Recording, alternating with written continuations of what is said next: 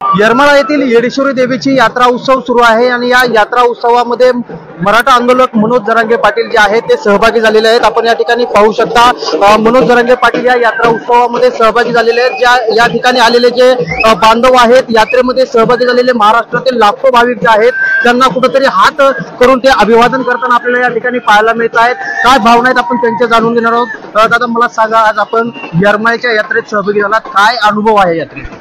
आई त्यांनी साकडं घातलं ते आई येडाई मातेला सरकारला सद्बुद्धी येऊ दे।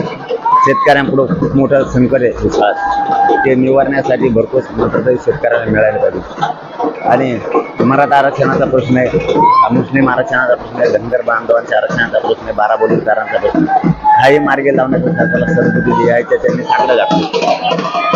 एकंदरीत जर आपण पाहिलं तर मराठा आरक्षणाचं आंदोलन जे आहे ते कुठेतरी आता थोडंसं शांत झाल्याची परिस्थिती पाहायला मिळते, कसं म्हणते? मी आता रोज जनते आणि मला कधीच खोटं बोलत नाही। मी मीडियाच्या बांधवाला तर कधीच नाही। 7 महिन्यातला त्या लांब होय माझा खोटं बोलत मी रोज गावात आहे, असं 7-8 हजार लोक गावात नाही असं कधी झालं। आता एवढं आहे का त्या आदर्श आचारसंहितेचे नियम आम्ही पाळले। काम करताना तर आचारसंहिते नियम पाळून आम्ही थोडं थांबलो। एकदा आचारसंहिता संपली तर पुन्हा त्यापेक्षा दुप्पट पद्धतीने आंदोलन उभा राहणार। मराठ्याला आरक्षण घेतल्याशिवाय सुट्टी नाही। दादा एकीकडे आपण पाहतोय की लोकसभेची जी आहे ती आता निवडणूक सुरू आहे। मराठा बांधव अनेक ठिकाणी जर आपण पाहिलं तर आता धाराशिवची जर परिस्थिती पाहिली तर दोन्ही मराठा उमेदवार आहेत। राणाजगदीशसिंह पाटील असतील त्यांनी देखील 13 ट्रकच्या माध्यमातून किंवा काय आंदोलनामध्ये सोय केलेली होती, तर ओमराजे असतील यांनी देखील आरक्षणाचा प्रश्न मांडला होता। समाज म्हणून कुणाला पाठीमध्ये लावलेली नाही। या अगोदर एक सांगतो महत्वाचं, की आता जे आपला आंदोलनाचा विषय झाला ते आंदोलनाचं कसं आहे आता यात्राच सांगून जात इथे एकही माणूस असताना एकही खाली हात करतोय की जल्लोष सांगून जातो। पुढच्या काळात आंदोलन किती ताकदीने उभा राहील। आणि उमेदवाराचा विषय घेतला तर मी यावेळेस निवडणुकीत नाही, मी निवडणुकीत यावेळेस नाहीये। त्यामुळे मी ना कोणाला पाठिंबा देऊ शकतो ना कोणी उमेदवार उभा केला। त्यावेळेस निवडणूक समाजाच्या हातात दिली, निवडणूक समाजाच्या हातात दिली। समाजाने ज्याला पाडायचं त्याला पाडा, पण यापर्यंत असं पाडा पडणारा कमीत कमी 5 एक पिढ्या तर त्याच्या घरातलं कोणी उभा राहिलं पाहिजे। मताची भीती वाटली पाहिजे, एकीची भीती वाटायला लागली। म्हणून समाजाला तेवढं मात्र आव्हान आहे, पण कोणाला आणा कोणाला नका आणू हे मी सांगितलं। ना महाविकास आघाडी ना युतीत ना कोणी आम्ही अपक्ष उभा केला ना कोणाला पाठिंबा दिला। मात्र मराठ्यांनी ताकद दाखवणं गरजेचं। विधानसभा निवडणुका आगामी येणार आहेत, त्याच्यामध्ये आपली काय रणनीती असणार आहे, कशा पद्धतीने उमेदवार असतील? नाही, जर सगळ्या स्वारीची अंमलबजावणी नाही केली, मराठा आणि कुणबी एकच हा कायदा जर पारित नाही केला तर मग मात्र निवडणुकीत आम्ही 100% मराठी सगळ्या जाती धर्माला घेऊन उतरणार आहेत आणि ताकदीनं मैदानात सुद्धा आम्ही त्यावेळेस असणार आहे। मी राजकारण नाही करणार, परंतु समाज मात्र देणारा बांधणारा, त्याच्यात गेल्याशिवाय समाजाला न्याय मिळू शकत नाही। सत्तेत मराठ्यांना जावंच लागतं, धनगर बांधवाला जावं लागतं, बारा बलुतेदारांना, मुस्लिमांना, दलितांना जावंच लागतं। मनोज जरांगे पाटील थेट उमेदवार असणार का? नाही, मी राजकारणात जाणारच नाही। आताच गेलो असतो, मी एकही उमेदवार माझ्या विरोधात दिलेला नव्हता। मी तर आताच गेलो असतो। मी तसा लालची नाहीये ना, मी लालची नाहीये ना, तर मी आताच फायदा उचलला। मला जायचं नाही पुढे नाही, पण समाज घालणं गरजेचं आहे। जर गोरगरीब दलितांना न्याय पाहिजे, मुस्लिमांना न्याय पाहिजे, धनगर बांधवांना पाहिजे, बारा बलुतेदारांना जर न्याय पाहिजे तुम्हाला देणारा बनावं लागणार, तरच न्याय मिळत नाही तर नाही मिळू शकत। मराठ्यांना सुद्धा नाही मिळू शकत, देणारे बना। काय अडचण का?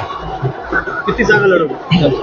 सगळ्याचे सगळ्या 288 पूर्ण जागा, त्यातल्या 92 ते 93 मतदारसंघाचे सगळ्या जाती जरी एकीकडे झाल्या तर एकट्या मराठ्यांचं वर्चस्व त्याच्यावर। एवढं मतदारसंघावरती काय वर्चस्व? जर दलित, मराठा, मुस्लिम, धनगर बांधव, बारा बलुतेदार एकत्र राहिले नाही याचं एक विषय निघणार नाही, एक सुद्धा। त्यांनी मला त्या वाटेवर नेऊ नये। माझ्या आमच्या चॅनलच्या माध्यमातून त्याला विनंती, तुम्ही आम्हाला या वाटेवर नेऊच नका। राजकारण माझा मार्ग नाही, मला राजकारण नाही करायचं। तुम्ही आरक्षण नाही दिले मग मात्र आमचा नाविलाज, आम्हाला ते घेण्यासाठी तुम्ही आमच्या केसेस करता। ते अन्याय जर आम्हाला बंद करायचं असेल तर आम्हाला त्याच्यात जावं लागणार, कारण त्याशिवाय पर्याय नाही। आताच आपल्या बांधवांनी एक प्रश्न विचारला होता की आंबेडकर साहेब पण उभा आहे। आमचं म्हणणं आहे की समाज त्यांना उघड्यावर नाही पडू देणार। आता मी निवडणुकीत नाहीये, त्याच्यामुळे मी ना कोणाला पाठिंबा देऊ शकतो ना काही, पण एक विनंती करू शकतो की समाजानं विचार करून आंबेडकरांचे वारस आहेत त्यांना विचार करून सहकार्य केलं पाहिजे, असं माझं म्हणणं आहे। आणि कोल्हापूरलाही सातारालाही छत्रपतींचे राजगादी आहे. गादीचा मान सन्मान म्हणून समाजानं विचार करून सहकार्य केलं पाहिजे, एवढं फक्त सांगू शकतो. मी जाहीर पाठिंबा द्या म्हणू शकत नाही, उभा राहा म्हणू शकत नाही. कारण माझ्यासाठी किंवा महाविकास आघाडी असो किंवा युती असो किंवा कोणी उभा राहिलेले असो, मी निवडणुकीत नाही म्हणल्याच्या नंतर मला सगळे सारखे आहेत. त्यामुळे मी याला करा म्हणू शकत नाहीये, कारण साथ ही सगळ्यांना दिलेली आंदोलनाला. परंतु एक राजगादीचा मान म्हणून समाजाने विचार करून साथ दिली पाहिजे, एवढंच फक्त मी म्हणू शकतो. आणि आंबेडकर साहेबांचे वंशज आहेत, त्यांनाही समाजाने विचार करून साथ दिली पाहिजे. आता काय करायचंय हे समाज ठरवेल, मी नाही सांगू शकत. विचार करून पाठबळ द्यायचंय की नाही द्यायचं हे समाज ठरवेल. नक्कीच आपण पाहतोय की अगदी दिलखुलास गप्पा ज्या आहेत ती जरांगे पाटील यांनी मारलेल्या आहेत. आणि आगामी काळामध्ये मराठा आरक्षणाचा जर प्रश्न मार्गी नाही लागला तर विधानसभेच्या निवडणुकीमध्ये मराठा समाजाकडून उमेदवार उभा टाकले जाणार आणि ते ताकदीनं निवडून येण्यासाठी प्रयत्न करणार, असं देखील आता मनोज जरांगे पाटील यांनी म्हटलंय. बालाजी सुरवसे, साम टीव्ही. देश विदेशातील प्रत्येक घडामोडींचे लाईव्ह अपडेट मिळवण्यासाठी आता साम टीव्हीच्या सर्व सोशल मीडिया प्लॅटफॉर्मला लाईक, फॉलो आणि सबस्क्राईब करा. तसंच सर्व नोटिफिकेशनसाठी बेल आयकॉन प्रेस करायला विसरू नका.